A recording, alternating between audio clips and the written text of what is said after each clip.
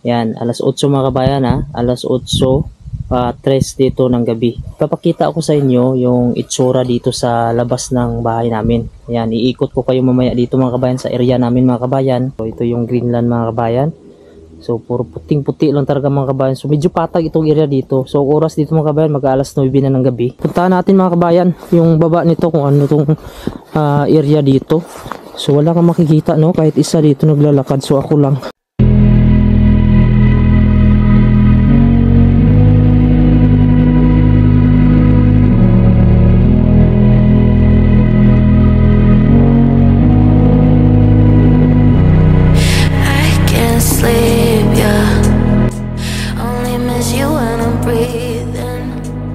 Magandang gabi sa inyo mga kabayan no. So gabi na dito sa Greenland mga kabayan. So ang oras natin ngayon mga kabayan dito sa Greenland, yan, alas 8 mga kabayan ha, alas 8, 3 dito ng gabi.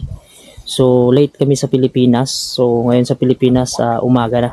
So ipapakita ko sa inyo yung itsura dito sa labas ng bahay namin. Yan, iikot ko kayo mamaya dito mga kabayan sa area namin mga kabayan. Yung area ko dito, ipapasyal ko kayo. So ngayon iikot muna natin dito yung camera sa bahay namin. So ito yung bahay na tinutuluyan namin. So talagang kahoy lang ito mga kabayan. Ayan, kahoy yung yan lahat mga kabayan sa labas. Sa loob kahoy lang din pero maganda ang loob nito. So may terrace kami dito. Ayan. So baliktarin natin yung camera mga kabayan para mas klaro. Dito yung labas ng bahay namin mga kabayan. Diyan kami pumapasok, entrance namin. Tapos dito may pintuan din isa, pero labasan yan dun sa loob para magpahinga ka dyan sa terrace mga kabayan. So ito sa gilid namin dito mga kabayan, mayroon siyang ito, private na kwanto mga kabayan, boat. So kung maglalayag sila mga kabayan, lalo na ngayon, palapit na yung summer, gagamitin nila yan. Yan. So mahal yan ng ganyan dito. So yan, ginagamit lang yan pag gumala sila sa dagat sa panahon ng summer. So ito, yung snow dito, tinutulak lang dito palagi ng yung piloder or loader ba yung tawag mga kabayan. So yan yung mga bahay niyan, kahoy lang talaga yun dito.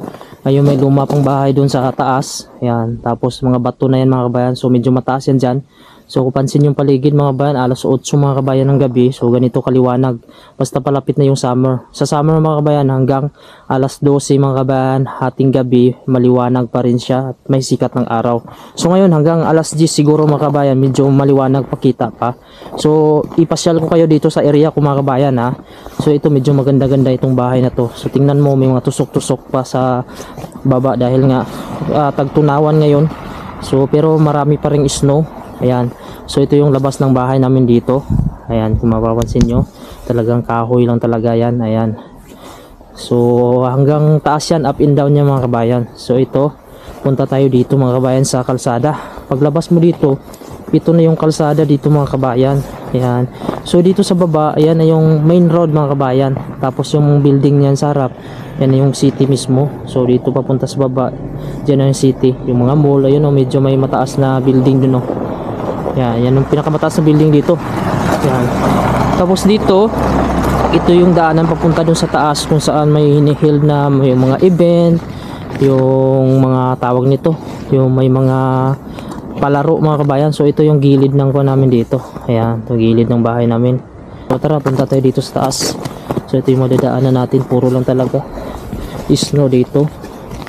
Saka tumitigas na yung mga snow mga kabayan, kaya medyo madulas siya. So ito yung papunta dun sa taas. Sabi nila mayroon daw dyan na hinihil daw yung mga kabayan yung event dito sa taas. So hindi ko pa napuntahan dito simula nung dumating kami dito sa area namin. Ayan, so puntahan natin kung ano yung itsura sa taas, kung ano yung makikita natin dyan na sinasabi nilang dyan daw dinaraos pag may mga event, yung mga sport dyan. So hindi ko pa siya na totally napuntahan. So diretso tayo dito sa taas mga kabayan. Tapos ito mga bahay dito, green, pula, tapos blue. Ayan, so dati mga kabayan yung mga bahay meron siyang color coding kung ano siyang klase. Gawa pag pula, isa siyang hotel, mga public government. Tapos yung blue, parang fishing factory, ganun. Pero ngayon kahit ano na lang kulay, wala na siyang naka-indicate kung ano siyang hotel ba yan. Basta kahit anong kulay na lang yung ginagamit nila ngayon, hindi gaya dati. So ito pula. Ayan. Simple lang talaga yung bahay dito, mga kahoy lang talaga. Tapos mayroong cross dito mga kabayan. So hindi ko alam mga kabayan kung anong klase ito, kasi may Protestant dito tsaka Catholic. So ayan, tingnan nyo, siguro feel ko parang Catholic ito, white, kasi yung Protestant pula kasi yung kulay.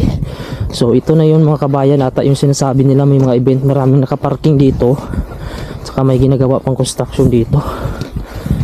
So yan, medyo napakakuha na lugar, no, napakatahimik kahit marami siyang sasakyan. So halos na lahat ng mga tao nasa loob lang. Ayan, so ito yung area dito. So hindi ko alam kung saan banda dito yung hinihild mga kabayan. So maraming sasakyan nakaparking, baka siguro dyan yung mga nakatira. So yun, may mga building doon, maganda yung kulay ng building, oh. Ayan, so punta natin dito sa unahan para makikita natin mga kabayan kung ano yung itsura. So medyo malamig lang, dito yung nakadala ng gloves.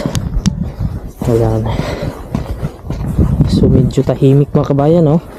Wala kang nakikitang dumadaan naglalakad. So ako lang dito naglalakad. So tingnan nyo yung kuan mga kabayan, oh. Talagang kintab, madulas yan pag makintab. Kaya may mga building pa ginagawa dito.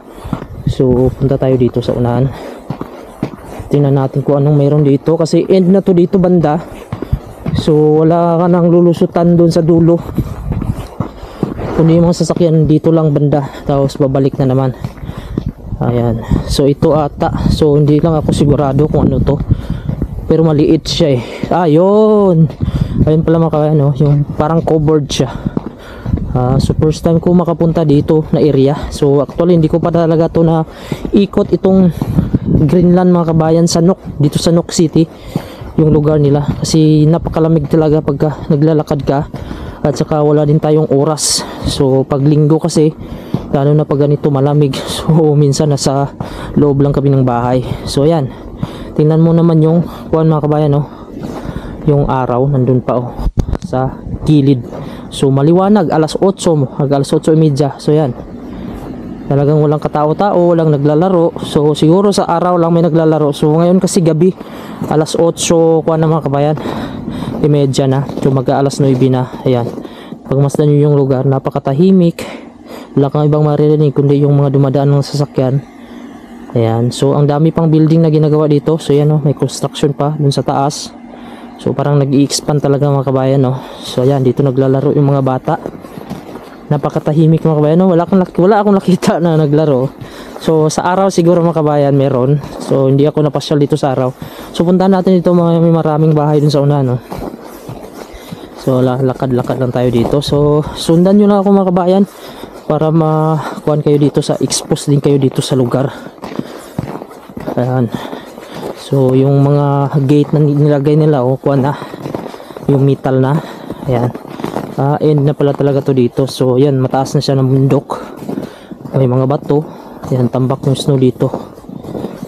So ito lang yung unang pagpunta ko dito na area dito. Actually medyo malawak pa naman tong Inok, hindi man sa gaano kalawak. Ayun, so mayroon pang eroplano, may parating na naman na pasayro. Ayan, so ganyan lang kaliit yan, nasa 30 plus lang ata yung sumasakay dyan. So ayan, medyo mapatag pala dito. So ngayon pa ako nakapunta dito. Ayan, so in na. So yan yung kuan mga kabayan, no? Pinagdadausan ng mga event. Yan, pag may mga palaro, so dyan sila. So ito lang ata yung nag-iisa dito. Yan, so yung daanan dito nagtunaw yung mga yelo. Tingnan natin sa loob, ah. So yan, so napakadulas, walang katao-tao mga kabayan. So ako lang dito ang dumadaan, naglalakad. So wala ding bahay dito. Sa tingin ko itong kuan to, dito bahay, parang reception lang yan o may mga bisita. So yan, so walang dumadaan. So tingnan natin. So yan lang yung area dyan mga kabayan, oh. So wala talagang katao-tao. Yan, so alas 8 mga kabayan, mag-aalas 9 na. So yan, balik tayo. Punta tayo dun, oh. Maganda yung mga bahay dun. So ito yung Greenland mga kabayan, ha. So actually napakaganda siya tingnan, malinis, tahimik, wala talagang kuha nagulo mga kabayan, no? Kasi walang tao sa labas, puro lang sa loob. So ang dami pa palang bahay dito. Yan, so medyo mahirap kasi maglakad mga kabayan pagka malamig. Tsaka ang sarap tumambay lang sa kwarto, humiga. So ngayon naglalakad-lakad tayo para naman ma-exercise yung ating mga katawan mga kabayan at iinit. So puro puting-puti lang talaga mga kabayan. So medyo patag itong area dito. So oras dito mga kabayan mag-alas 9 na ng gabi. First time ko mapasyal dito mga kabayan dahil nga na-curious ako kung anong yung area dito. Pero patag pa siya dito mga kabayan, no. Yan, medyo patag pa siya. Yan. So puntahan natin dun mga kabayan, no. Talagang tahimik na tahimik ng lugar mga kabayan, no. Wala ka talagang maririnig na sigawan, walang may naglalaro, walang naglalakad. So ako lang naglalakad dito mag-isa, oh. Yan. So siguro sa araw mga kabayan, dahil ngayon yung tao uwian na, wala ng trabaho, wala ng pasok. So first time ko kasi napunta dito na area na to. Medyo tago kasi sa mga kabayan. Nasa taas na sa mismo, sumalayo sa highway. Nandun pa yung highway sa baba. So yan, puntahan natin mga kabayan yung baba nito kung ano tong area dito. So sa tingin ko parang pang yan dyan mga kabayan. Medyo mataas kasi itong area dito. So yan na yung mall mga kabayan, no? Yung may mga ilaw sa baba. Yan yung nag-iisang mall dito sa Greenland. So napakapatag pa dito. So hindi ko lang alam sa panahon ng kuwan, baka may mga lake to dito. So first time kasi makapunta dito. So yung bundok, tingnan nyo, nagiyelo pa rin. Ayan yung area dito. So patag sa mga kabayan. So gusto kong puntahan yun doon para makita natin yung view mga kabayan. Samahan nyo ako mga kabayan para naman ay mapasyal din kayo dito sa lugar kung saan ako naroon dito sa lugar ng Greenland. So may playground pa rin dito. So may mga bakas naman ng mga paa ng mga bata na naglalaro. Ayan, so napakatahimik. So yun, mga sasakyan lang dumadaan. Ayan, so yan yung view dun. So hindi ko alam kung may daanan ba dyan mga kabayan, ha. May dumaan kasi na sasakyan or end lang dyan. So hindi ko kabisado ito bandang area dito. So akala ko yung nook ay napakaliit lang sa tingnan, pero pag ikutin mo siya, malawak din pala. May mga area pa akong hindi napunta dito na ayan, daanan din pala siya pababa. So pwede siyang lakarin papunta dun sa city ata. Ayan. So ayan siya mga kabayan. Doon pala to dugtong mga kabayan sa kabila. So ibig sabihin ito dito napuntahan ko na ito. Ayan, so napuntahan ko na ito. So ang daming bahay dito. So ito yung mga dating bahay talaga ng mga sinauna. Ito mga kahoy, mga bungalow type. Yan. So wala kang makikita, no, kahit isa dito naglalakad. So ako lang. Yan. So ang dulas ng kalsada, siguro babalik na lang ako.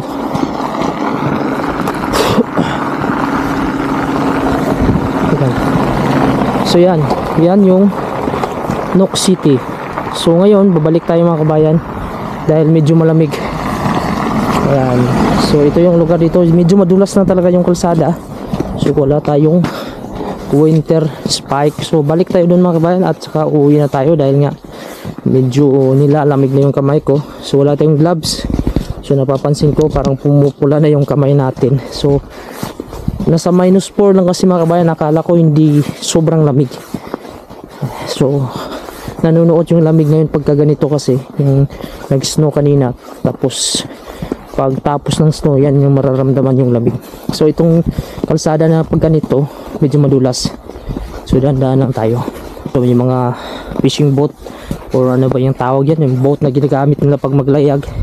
Kasi iba naman yung fishing boat mga kabayan, maliliit lang siya. Ayan, mga pang VIP, private lang yung ganyan.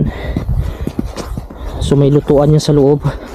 Pag nakahuli silang isda, pwede nilang ihawin tapos makapag-relax. So yan, medyo patag sa dito. So ito na yung area dito. So yun lang mga kabayan, no? Hanggang dito na lang yung aking video. Sana ang video ko ay nakapagbigay sa inyo ng informasyon. Huwag nyo naman po kalimutan i-subscribe ang aking YouTube channel at pindutin nyo na din yung bell notification para updated kayo kung may bago tayong mga video. So mag-aalas 9 na, so maliwanag pa rin yung paligid natin. Ingat po kayo palagi and God bless po.